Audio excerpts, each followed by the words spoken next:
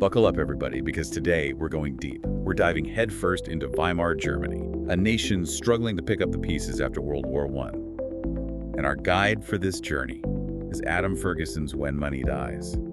Now, this book, it's more than just an economic analysis. It's a gripping first-hand look at how hyperinflation turned everyday life into a fight for survival. Yeah, it really is. And one thing that really struck me about this book was how Fergusson brings in these personal stories. We're not just talking about numbers and charts here. We're talking about real people trying to buy bread while the price changes every hour. I can't even imagine that.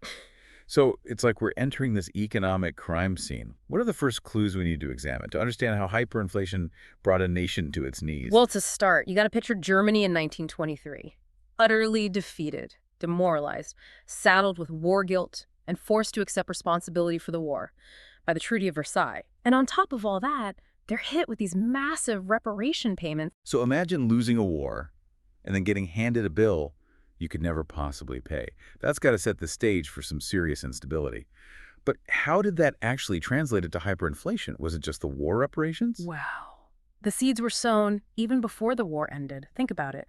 How do you even pay for a massive war effort? Well, Germany. They relied heavily on borrowing and printing money. So they just printed more money. Exactly. And this flood of currency, without any real increase in actual wealth, set off a chain reaction. So it's like adding more and more water to lemonade. You get more liquid, but it's weaker, less flavorful. But surely they didn't keep printing money after the war ended, right? They did, and that's where things really spiraled. The government still had to pay war pensions, rebuild the country, and, of course, meet those daunting reparation payments. So the printing presses just kept churning, and the value of the mark just kept dwindling. Okay, so more money in circulation means each individual mark is worth less. But how did this play out in everyday life?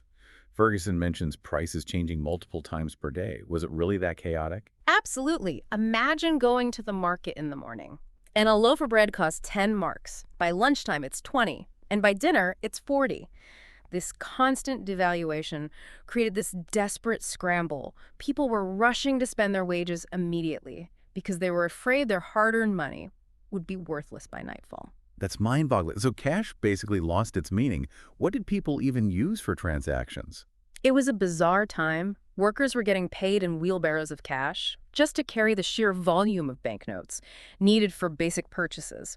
And here's a chilling detail from the book. People were burning banknotes for fuel because at some point they were cheaper than firewood. Wow, that's a powerful image. Yeah. It really drives home the severity of the situation. Yeah. So it wasn't just about economic theory. It was impacting the very fabric of daily life. Exactly. And not everyone was impacted equally. Fergusson highlights the case of industrialists like Hugo Stinnes. Hold on, profiting from this economic disaster. How is that even possible? Well, Stinnes, like other savvy industrialists, they took advantage of the situation. They borrowed vast sums of money, knowing that inflation would make their debt practically worthless. And then they used this cheap money to buy up companies, resources, assets at bargain prices. So while most people saw their savings evaporate, these guys were essentially playing a high-stakes game of economic monopoly. Yeah. That sounds like a recipe for resentment and social unrest. You're absolutely right. This economic disparity just fueled social tensions. Hyperinflation wasn't just an economic crisis. It was a social and psychological earthquake. People saw their life savings, their security, their future just vanish into thin air. So how did ordinary Germans cope with this constant uncertainty? Did anyone actually benefit from this, or was everyone just struggling? Well, Fergusson paints a vivid picture of the winners and losers. For example, farmers, who held tangible assets like land and livestock, they actually fared relatively well. Their wealth was tied to something real, something that held its value despite the fluctuations of the mark. That makes sense. People always need food, no matter what's happening to the currency. But what about those who depended on fixed incomes or savings? I can't imagine things were as rosy for them. You're right. The middle class, the backbone of any society, was absolutely decimated. Imagine working your entire life, building a nest egg, only to see it become worthless practically overnight. Fergusson describes stories of families selling their most prized possessions just to afford basic necessities, their hard-earned savings just wiped out by the relentless devaluation of the mark. It's heartbreaking to think about the human cost of all of this. People losing their homes, their savings, their sense of security. Did the government even try to stop this runaway train of hyperinflation? Well, there were attempts, some desperate, some innovative. But nothing could really get a grip on this crisis. One fascinating move, though, was the introduction of the Rentenmark. A new currency. That sounds like hitting the reset button. Did it actually work? It was a bold gamble. Unlike traditional currencies backed by gold, the Rentenmark was tied to the value of land and industrial assets. So a currency backed by the actual German economy itself.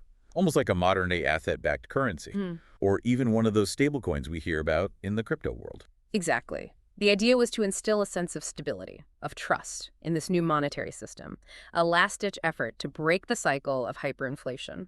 And did people actually accept this Rentenmark? Were they willing to trade their rapidly devaluing marks for this brand new untested currency? Surprisingly, yeah, the Rentenmark, despite its unconventional backing, was seen as a beacon of hope. People were so desperate for anything stable that they embraced it. So it managed to at least slow down the free fall.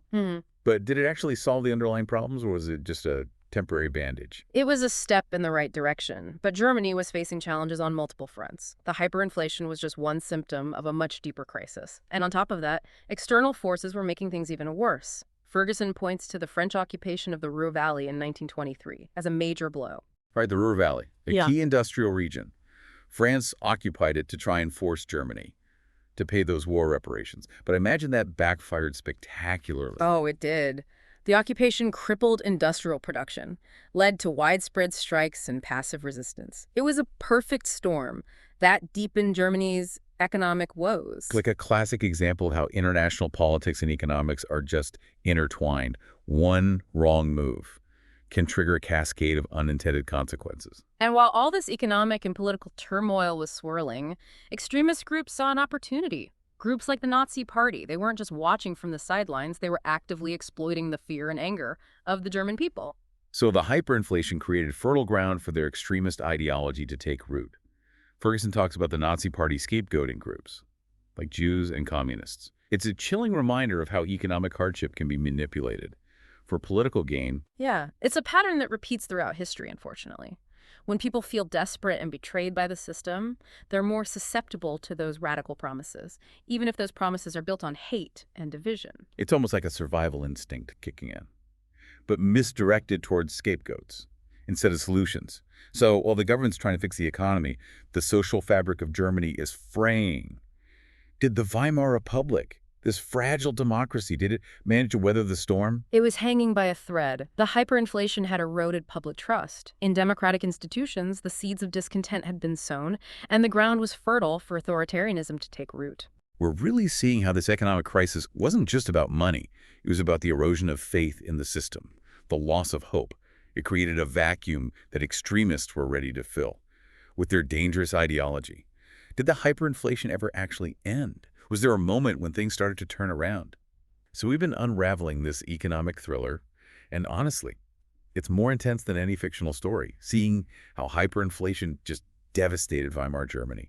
It's hard not to wonder if we're vulnerable to something similar happening again. Could our economy go through something as catastrophic as what Germany experienced? That's the million-dollar question, isn't it? It's a fear that lingers in the back of many minds these days. Especially with all the economic uncertainty in the world today, can we really learn from the past and avoid repeating those mistakes? So let's get to the heart of it. Is a hyperinflationary crisis like Weimar Germany's possible in our modern world? What's the expert consensus? Well, there's no easy answer. Economists tend to agree that hyperinflation is a complex beast with multiple contributing factors. It's not just one thing. It's a perfect storm of events and circumstances. Yeah, from what we've learned so far, it seems like a toxic mix of excessive money printing, loss of public confidence in the currency, and those external shocks like wars or political upheavals. Exactly. And while those ingredients are definitely simmering in the world today, there are also some key differences between Weimar Germany and our current global economy. We have some safeguards in place that they didn't. Okay, give us some hope here. What are those safeguards that might prevent a similar meltdown? Well, one matey difference is the role of central banks. Most major economies today have independent central banks whose primary mission is to keep inflation in check. They have a lot more tools and experience at their disposal to manage monetary policy. So unlike the Reichsbank in Weimar Germany, which seemed to just keep hitting the print button, with no clear plan, modern central banks are laser-focused on maintaining price stability. That's the theory, at least. Of course, it doesn't mean they always get it right. And no system is perfect, but the awareness of the dangers of runaway inflation is much higher now. Okay, that's reassuring. So we have more responsible central banks. What else is different today? Another significant factor is globalization. Weimar Germany was relatively isolated after World War I, but today, we have a highly interconnected global economy. This means a crisis in one country can send ripples throughout the world, which can be scary. So a financial cold in one country could become a global flu pandemic, so to speak. True, but this interconnectedness can also be a strength. A country facing economic turmoil can potentially get support from international institutions. Or other nations. It's like having a safety net that didn't exist for Weimar Germany. Like having friends to help you out when times get tough, instead of facing the storm alone. But are those safeguards enough? Is there still a chance we could see hyperinflation on a global scale? It's never impossible. No system is foolproof. Unforeseen events or policy blunders could trigger a crisis. That's why it's vital to learn from history, recognize the warning signs, and keep a watchful eye on economic policies.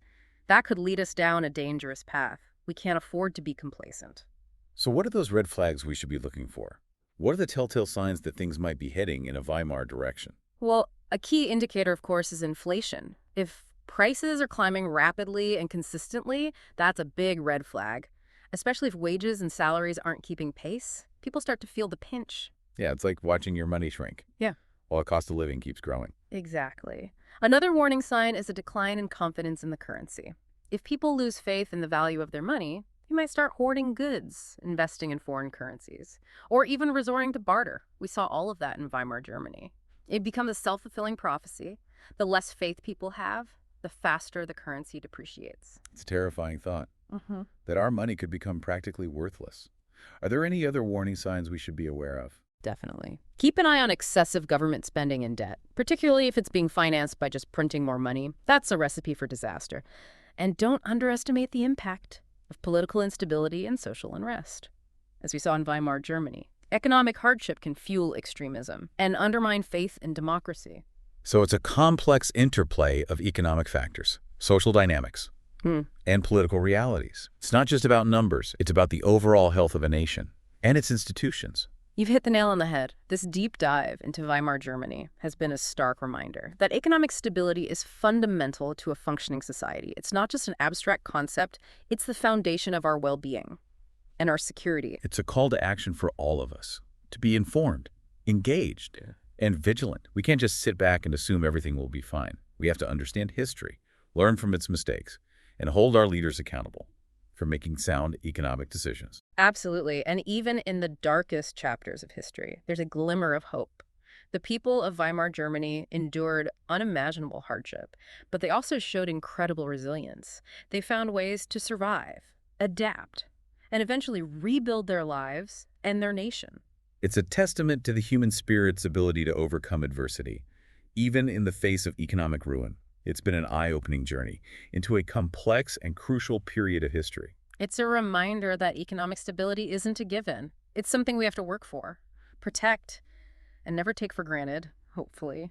By understanding the mistakes of the past, we can chart a course towards a more stable and prosperous future. Well said. Thank you for joining us on this deep dive into the hyperinflation of Weimar Germany. We hope you found it as insightful and thought-provoking as we did. If you're interested in learning more, Adam Fergusson's When Money Dies is a fantastic resource. And as you continue exploring, consider this. What lessons can we take from this historical crisis to ensure a more secure and thriving future? It's a question worth pondering. Until next time, keep learning, keep questioning, and keep diving deep.